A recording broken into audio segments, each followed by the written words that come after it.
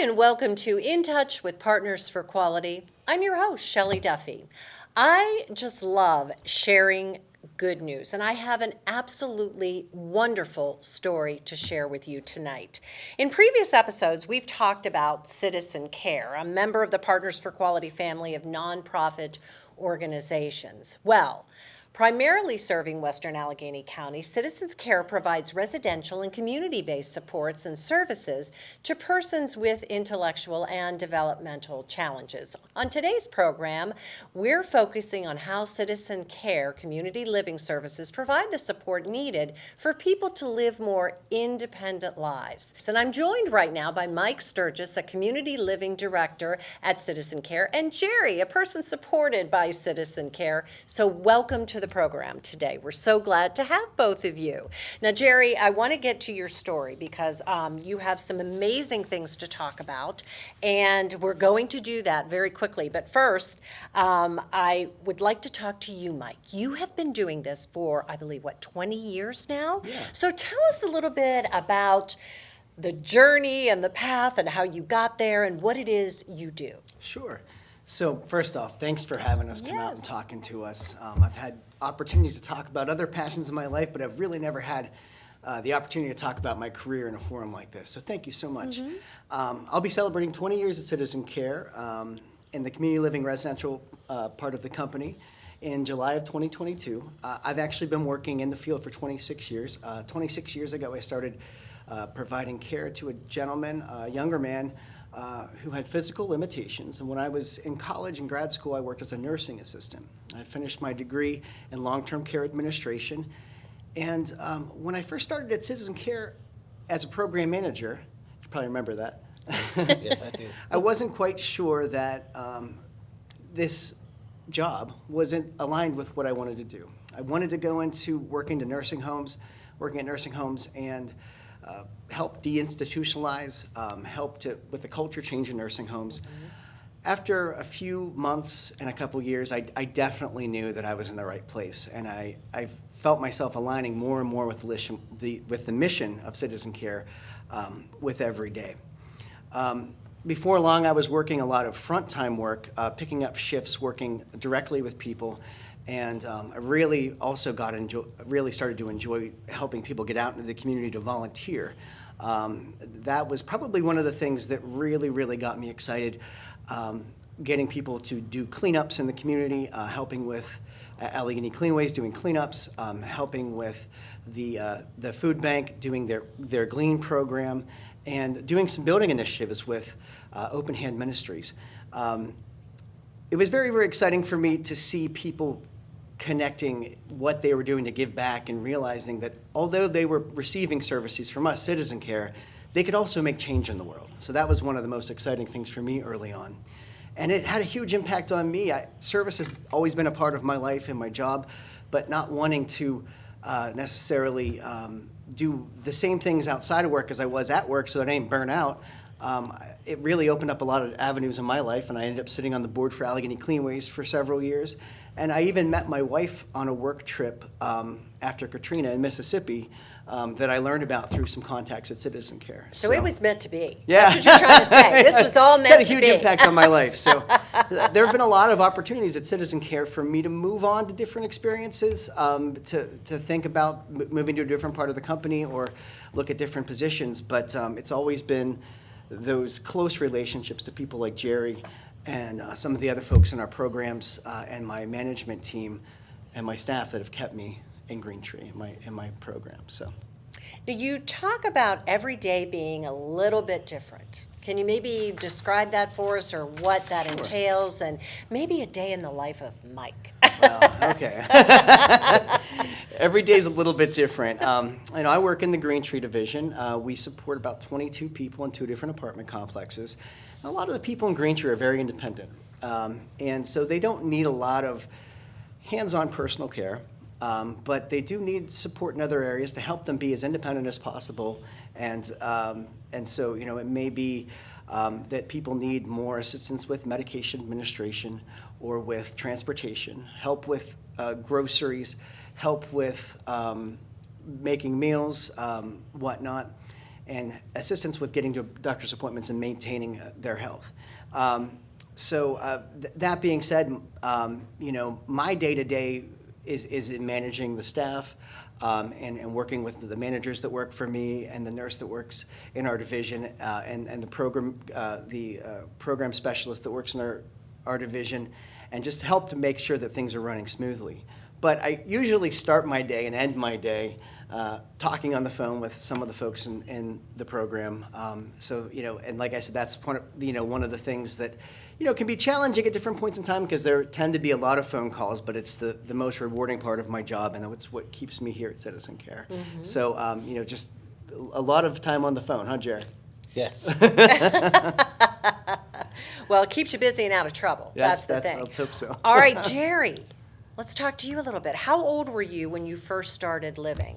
I was 18. I moved into Citizen Care in 1999. Mm-hmm. I was still in school. I was going to Pathfinder School. And the first agency I looked at was Citizen Care Partners for Quality, and I just loved how nice the apartments were. Oh, okay. I liked the community that it was in, and the apartments were just so clean. And back then, I just picked that group home because everything seemed good, and they had good programs. Like, they taught me how to cook and stuff, and I just loved this place. Can they teach my husband how to cook, do you think? Do you think I could have him come and stay with you guys for a while and he could learn to cook? No? Can you teach him? No, that's wonderful. The fact that all of those things play right into, what makes your life so full, so wonderful. All of those things that you described, that's so important to your day-to-day life, right? Yes, it is. Now, you met you met Mike when? Tell us about when you two first met. I met him in It was 2002. He's like, I know. I met him in 2002. He was a manager at my site, and I remember him coming in, and he was doing this poster of You got to tell us what the poster's like now, or what the poster The poster was very nice. It was, what was it, Mike? It was about respect. It was about respect. Okay. And he did a very good job at it, and I'm like, Mike, you're doing a very good job. And back then we had a lot of staff, and they were very nice, and they were really respected people. Mike likes respecting people too, and I really appreciate that. I was going to say that's got to be a big important factor when you're, when you're staying there, and your day-to-day life. That's got to be huge. I have a little bit to add on there too. I remember meeting Jerry my first week at Citizen Care. He had a ton of questions for me, and he was surprised that somebody so young was taking the position. I was 24 at the time, so that would have made you 22. Yes. But it was about we have a birthday that's a week apart. Oh, wow. Yeah, and so we're less than 2 years apart though, in age. So he was about to be 23, I was about to be 25, and I'm less than 2 years older than him, but he always refers to me as an old man. Huh? Jerry, is that nice? No. Well, at least you get that. Okay. Well, tell us a little bit about the supports that you receive. Well, I receive support in budgeting my money because I'm very bad at that. Sometimes I like to overspend. They also give me support in making my doctor's appointments and do my medications, and I appreciate that because I have a lot of medications, and it just gives me a lot of help with my doctor's appointments and everything, and they do a lot for me. Like, they do my medical records and stuff it would be hard for me to do. Yeah, that's a big, big help. And I hear that you have no problem asking for when you need some help, which is important too. Yes, it is. So what else? Tell us maybe some other impressions that you have of the facility. I just like the staff. My manager at Highland Hills is very awesome, and so is all the staff. And Mike is just the best director. I mean, he's very caring, and he deserves a pat on the back, and so does all the manager at Highland Hills, and so does all the staff. I mean, the manager goes above and beyond, and so does Mike. Oh, that's wonderful. It's always so good to hear. Mike, did you have something else to add to that, or? I mean, there's just Jerry's had the benefit of working with some staff who've been there for a very long time. We have staff who've been there for 10, 20, 25, even 30 years at that site. We have some of the staff with the most longevity in that program. When I first started working with Jerry, he was selling newspapers in downtown Pittsburgh. He had a job doing that, and he wasn't making a lot of money, and he would go to work most of the time. But I've been really impressed with just how he's found jobs that are more aligned with his skill sets, and how he's been taking his employment more seriously over the years. He, with staff assistance, he's becoming more responsible in regard to taking care of his home and attending medical appointments. Yeah, well, it sounds like you've been a tremendous, tremendous help. Now, Jerry, I hear you like to cook on your George Foreman grill. Is that true? Yes, I do. I love cooking chicken a lot, and it is just so tasty. Oh, did you bring any for us tonight? No, I ate it. Well, now, Jerry and Mike, maybe talk a little bit about, we sort of mentioned about some of the supports that have led to him living more independently. Maybe let's just delve into that a little bit more, because again, this is such a huge thing, because who doesn't want to live independently and to be able to do things for themselves? So maybe let's get into that a little bit more. Well, I'm happy because it taught me how to be a better person, and it taught me how to keep a job, and I just love how independent I'm living now because of the help with citizen care. They showed me a lot how to cook, and they showed me good better ways of cleaning, and they showed me how to do laundry. Back when I was taking a bus, they bus trained me, and that was very important to me and that would have been harder doing all the buses, and I used to take buses a lot before I got a Jeep, and that made me more independent learning how to take buses, and the guy that taught me how to take buses, I really appreciate him, and then they got me a bus pass, and that's how I got to work before I got a vehicle. Wow, so you have your own vehicle. Yes, I do. I have a Jeep Patriot. That it's is 2008. Awesome. That's pretty, and you love driving. You love cruising around, do you? Yes, I do. I'm sure you do. I'm sure you do. Mike, maybe add a little bit to that as Sure. well, maybe some details. As of I some of that. mentioned, seeing him get these jobs and excel in these jobs, and seeing him take more responsibility in the day-to-day, and how he conducts himself with people, I've seen, we grew up together in a way, Jerry and I. That's very true when you think about We were it. pretty young. I was pretty young when I started there, and he was pretty young. And, just seeing the level of responsibility increase with him over time. Because he's so independent, he's typically reaching out to staff less for physical assistance with things and more for encouragement. He's pretty rarely seen without a phone in his hand, and if he needs something, he knows how to reach out and find people if some people aren't available. So, but this can be challenging at different points in time because Jerry, you like to. You make a lot of phone calls sometimes, but we have a lot of staff who have worked with him for a very long time, are very patient. And some of the things that have impressed me the most about Jerry have happened over the last 2 years, and he kind of hinted about it, but I won't jump into that just yet. Oh, okay. We got to save something for when we get back, right? Exactly. Because I want to hear so much more about your story. And you do. You look so happy. By the way, when I first met him, he had a phone in his hand. He did look up and say, "Oh, are you Shelley Duffy?" Yeah, so, I get what you're saying. But seriously, we are going to be back with so much more. You are not going to want to miss it. I promise. You are watching In Touch with Partners for Quality, and we're going to be right back after this break. It's my job, but it's their life. It's my job, but it's their life.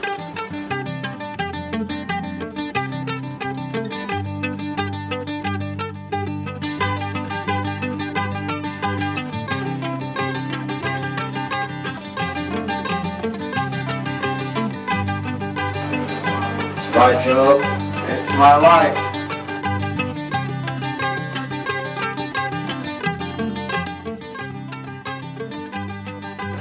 It's my job. It's my life. It's my life. I stick it to it. It's my job and it's their life.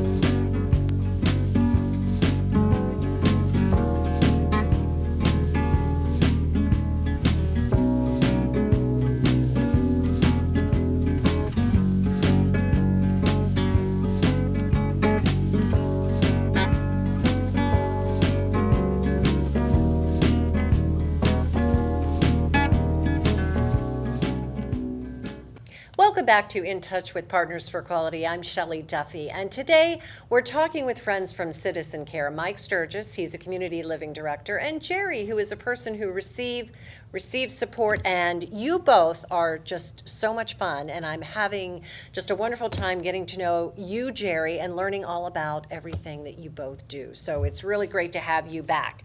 Now, Jerry, you've set some pretty big goals for yourself, is that right? And you've achieved many of those goals. Tell us about that journey. Well, my big goal was get a Jeep and have a car, and I just love driving it. It made me more independent on getting to work, because I gotta be at work very early in the morning, like at 6 o'clock, and I always get up at 3 in the morning and I leave about 5, and I know a lot of the people that work in Citizen Care, they don't start work that early, and it's very hard for them to get people places that early. So it made my life easier getting to work and stuff. And my dad was a big advocate for me getting my own car. And he used to come see me a lot, and whenever he passed, it was hard on me. Yeah, I can imagine. I absolutely know that feeling, as a matter of fact, very recently. So I do understand that. And you have a job you love, so tell us about that. And I was going to say, because buses don't run that early, right? So, No, they don't. But tell us about your job and why you love it and what you do and all of those good things. I work at TJ Maxx, I clean, and my bosses are just so phenomenal. They are the best. I mean, I just got a good 90-day performance evaluation not too long ago. Congratulations. This job is so important to me. I mean, I love cleaning. I love the Christmas season, seeing a bunch of people shopping. And it just makes me so happy seeing the nice stuff I can buy in the store. And around Christmas, we get an extra 20% off on our discount. I was going to ask if you got the discount, because to me, that would be like, that would be important if you get the discount. Yes, it is. Oh, that's wonderful. So the season coming up is just, it's going to be wonderful for you then, with everybody, the hustle and bustle. So you like all of that time of year, is that Yes, right? I do. Yes, I do. I actually have my apartment decorated for Christmas. I did it a couple days ago, and I listened to Christmas music during the day, and I just love watching Christmas movies in the evening, looking at my tree lit. That is just so relaxing. I mean, it's so cozy just to do that. It just brings you Especially when the joy, snow comes. right? Yes, it Does does. it? Because that's how I feel too. Yes. I have to admit, yeah, I'm decorated before Thanksgiving, so don't anybody get mad at me. But I did the same thing. I love it though. There's just something about how everything just feels. It's a cozy, warm feeling. So it is. it's so good that you're able to experience those things Yes, it and is. able to have a job where you can do the same. So that is amazing. Now, you also have a girlfriend. Yes, I do. Is that true? Yes, it is. So what are some things that you like doing with her? Well, a couple weeks ago, we went to gymnastics, and I loved it. And I like going out to eat with her to Olive Garden. We have a lot of fun when we're together, and she's just very special to me. And I've been with her like 12 years or more, and I love her so much. I'd do anything for her. That's so I wonderful. love spoiling her, and I'd give her the world. Oh, I'm going to cry. Well, I love that. Well, you'll get to spend wonderful holiday time with her, I'm sure, as well, and enjoy those lights and all of that as well. Now, Mike, wanted to talk to you a little bit about Jerry's readiness for a lot of things, including his car. Sure. So let's talk about that and, what qualifies him to be ready, I guess, and, how do you Sure. gauge that for all the wonderful people that you serve? Well, Jerry moved to Citizen Care 5 days after his 18th birthday. So that's about 24 years ago. And upon moving in, he wanted the same things anybody that age would be. He wanted his own apartment, he wanted a girlfriend, he wanted a good paying job, and he wanted to drive his own car. So 9 years after that, in 2006, he actually had a car. Earlier on, his dad helped him to buy a vehicle. I think your dad actually bought that vehicle for you, correct? Or he Yes. helped you with it? He bought it. He bought it. And he was able to pass his driver's license back then, which was great. It was around you were about 27 at the time, right? I think, yeah. Yeah. So, and he had a really nice job that he liked, but over time, the vehicle had a lot of repairs. He had trouble paying for the repairs, and he ended up not sticking with that job. And so it didn't keep the car on the road, and it was a personal goal for him for about 14 years after that to get back on the road and to have a vehicle again. And in June 2020, Jerry had been able to finally save enough funds, because he was using some of his funds for other things prior to that, to start thinking about getting a vehicle. And his dad and he had talked about maybe it was time to get another vehicle. And at the time, I was very, very, very impressed with his determination to start driving again, and especially in the middle of a pandemic. And and I was even more impressed by our management team and the executive staff at Citizen Care, who kind of got behind it to support him in this, because it's just great to see everybody saying, yeah, let's make this happen. So we got him just to see where he was, where his skills were. He took a drive-able assessment, and he did really well on it. And then we all agreed as a team that he would have some one-on-one driving instruction. And we said 10 hours. And after the first driving instruction session, they called me, and I was just getting ready to go on vacation. They said, I don't think he's going to need these whole 10 hours. He's doing great. And I was really, really glad to hear that. At that time, he was working at a different job, and because of the pandemic, the people weren't working in the office. It was a financial office, and so he wasn't getting the hours that he wanted. But having that car and having that boost of confidence from having that vehicle, and also knowing that he needed to pay for things like insurance and fuel. Oh, yeah, you got to pay for it. Yeah, that's right. he hit the pavement, and he found himself a new job working at some condominiums in August 2020, and it was just so great seeing him just so excited about this vehicle, about this new job that he had, and it was just really encouraging. And it been a long time since I'd seen him that happy and glowing that much. So it was great. But at that point in time, he's not with that job at this point. He's got it. Obviously, he's working at TJ Maxx. But so it'd never be late. He started the habit of driving to work early, and having a cup of coffee, and calling his girlfriend and his father, sometimes very early before starting his shift. Now, speaking of your dad, again, I know how hard it is when you lose someone you love, and he was such a big advocate for you and, was there for you. You called him, as Mike just mentioned.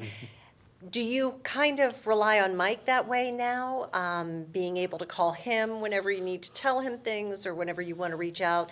In a similar way, obviously there's no replacing your dad, but do you feel that bond with Mike as well? Yes, I do. I feel a very close bond with Mike. I call him sometimes earlier than 6:00 a.m. and I bet he hates that. No, I don't. It's fine. But I call him at like sometimes 5. One time I called him at like 4. And Mike, I'm very close to him, and I have a very close bond with him. I also call my mom and my aunt Mary Lou a lot. And my aunt's a nice lady, and she talks to me a lot. And my mom talks to me a lot too, and she's very good. And I have a close relationship with all of them. But Mike is just phenomenal at his job, and so And answering the phone, apparently, too, and answering right? the phone, yes. And so is the manager at Highland Hills. She is just phenomenal too. I mean, she goes above and beyond. You are such a positive person. Mike, maybe talk a little bit about his positivity. That has to be contagious, Yeah. when someone's happy and when someone appreciates things. Yeah. I love that. I love that about you, Jerry. Sure. So, just to sort of backtrack a little bit, Jerry got some bad news in October of 2020. He'd been driving for 3 months, and he found out that his dad was very sick, and it was really tough. And he would call his dad every day at 6 p.m. And he eventually lost his father in March of 2021. And I was very, very impressed with how well he dealt with the passing of his father. And it struck me at that point in time, Jerry, him getting the vehicle, I feel like it really paved the way for him to be more successful for employment. Not just because he could get there to his job whenever he needed to, but also that confidence and that self-determination. It just kind of built upon it. And I think in some way, him having that vehicle and then getting a job that he loved made it easier for him to deal with that huge loss.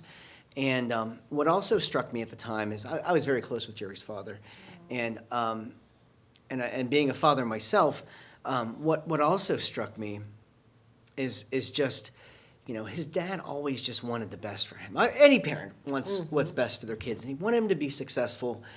And knowing that he was able to see Jerry being so successful and having all these things kind of come together before he passed, that really hit me in a big way. And like I said, Jerry used to talk to his dad every day at 6 o'clock, and he said that that after his father passed, like the week after, he said, the hardest thing is going to be not being able to talk to my dad every day at 6 o'clock p.m. And I said, well, 6 p.m.'s pretty tough time for me, Jerry, because sometimes I'm still at work, sometimes I'm driving home, I have an 8-year-old, and I have some obligations. But I said 6 a.m. though, 6 a.m. will work. And I've tried to stick to that as much as possible. And it has gotten a little bit earlier. But he's been taking it a little bit easier on me with not calling me as early. But he does call me quite a bit. And I'm happy to be there for you, Jerry. Thank you. Well, we have just a couple of minutes left. I do want to ask you, what other goals do you have, Jerry? What would you still like to accomplish? I want to get married to my fiance and buy a big house in the country. I love a lot of acres. And I want to get a couple of dogs like German Shepherds. And I love German Shepherds, good protection. They're wonderful. And I just want a dogs. house in the country with a lot of land. How would you describe Mike to other people?